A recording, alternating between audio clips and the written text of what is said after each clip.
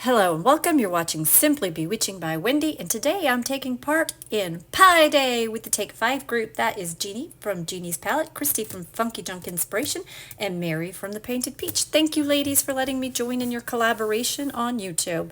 You guys, this is just a little white surface that I bought in a Dollar General store years ago. I bought several of them because they pennied them out, so keep an eye out for those pennied out things that pop up in your Dollar General store occasionally. After I painted it white, I went ahead and painted it with a bright green. And let me turn a light on so I can tell you colors better. This bright green is Bright Green Verde, and it's by Folk Art. I used a variation of greens in this. I also used a lime green Citron Vert from Folk Art, and an apple barrel matte crisp green, and my very favorite green of all, which is the chalk matte paint in Sage Shadow. So those are the greens that you'll see me using. This is an egg printable that I designed myself with the help of AI, of course. And I just decided to cut the egg out and put that down on my page as the center to draw your eye in. And then I took 3 little rabbits and cut them out. I also designed that one, and I'm just going to use some Mod Podge and put that on the back of my egg, and we're going to pop that into the center of this painted surface. Guys, if you were laying down a piece of paper and you get air bubbles underneath, if you take a hot blow dryer and heat it up, dry it, and then use some saran wrap and hold it down and, just push down, it will almost always take the bubbles out. Once you've got that done, I just sealed the whole thing, and then I grabbed Snow White, which is the same white paint I originally put down. It's not Snow White. I take that back. It's just Waverly chalk paint in the color white, and I went around the eggs so that it would pop. Then I took the variations of greens I mentioned before, and I used them to sweep up with the side of my brush, making blades of grass, and I used different lengths, different directions, different corners, and it's just a simple side swipe up. When I was done putting those in, I grabbed another brush and I put in little daisies, and for the daisies you just stick the brush down and kind of start in the middle and pull back, and put in however many petals you would like to do. I don't really stress over these tiny ones. They don't need to be perfect. Make them go in different directions, and sometimes do a half of one and put that little green piece down, and that gets in the middle underneath the bottom. Just change them up a little bit. And then I used yellow in Folk Art Daffodil Yellow in the center of my flowers.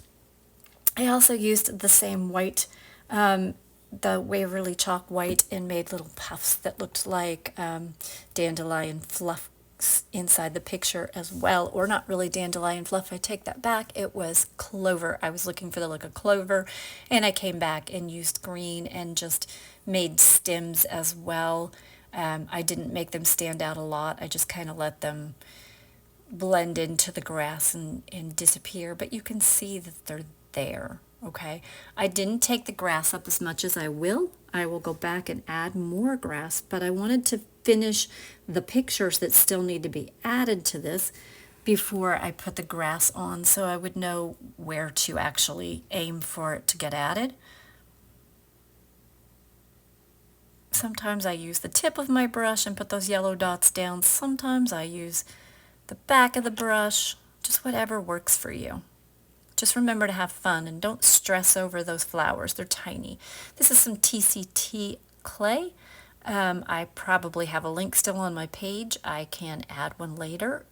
It's just a foam clay, air dry, and I made a little ball for the center of the clock. Y'all, it's so easy to find the center of something when you have numbers from a clock on it. Phew. That was a little bit of stress off. Then I took some and I rolled it in my hand, and I just took scissors and cut it so it kind of opened up to give it the feel of the top of a carrot. And then I'm going to roll the orange pieces out, also TCT craft clay. Y'all don't have to use TCT craft clay. Use whatever kind you can get your hands on. I even like the clay inside of Dollar General. And Timu has great little packages of clay as well. I wanted to make carrot hands, poke a hole, put your little stem in the bag, and I want one to be long and one to be little, because of course that's how the hands of a clock are supposed to look, right? And I made them before I stuck them on, just to make sure I got them sized up properly. And then, you guys, we're going to put them on the 5 and the 12, because in Ireland they say it's 5 o'clock somewhere, y'all, which means it's beer time. Doesn't matter what time of the day it is over there. It could be 10 o'clock in the morning. They're going to tell you it's 5 o'clock somewhere. After I get these made, and I'm sure they're the size I want, I'm going to take some tacky glue, put that down underneath where I want them, or on the carrots themselves, just to hold them there. A lot of times with foam clay you don't need to add glue, but I usually do, just because, better safe than sorry. If it does pop off, you guys, pick it up. It's not going to break. It's highly unlikely it's going to break, and you can just glue it back down. I took the back of a brush and just poked down around the green stem to make sure it touched that little dot and looked like it was actually the hands of a clock. I so want to go and buy a battery and make this in real life. Wouldn't that be cute? My son came up with that idea. I can't even steal it. There's those little rabbits I created, and I'm playing with where I want to place them. In the end, I chose to keep them at the bottom. Grab your Mod Podge, put some on the back, pop your little bunnies in. Once you get anything Mod Podge, make sure you take a thin brush, go up underneath the edges of everything, and make sure it's fully down. And if you want, you can let it dry first for the sake of time. I tend to just go ahead and do it when I'm filming. However, you are more likely to get wrinkles if you Mod Podge over paper that's already wet. But if you let it dry, it just doesn't seem to have that problem.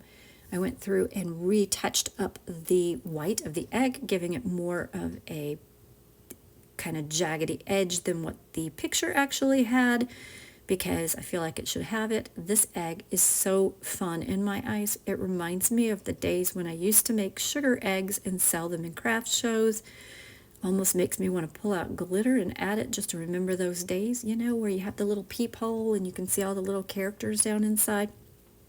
And I went through and just made sure all my colors were where I wanted, touched up.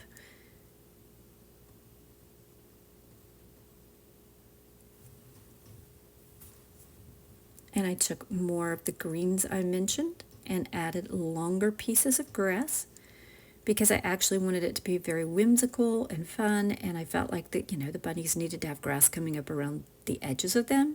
It needed to come up higher on the egg itself, but I didn't want to do that until everybody was in place, so I knew the best placement for it.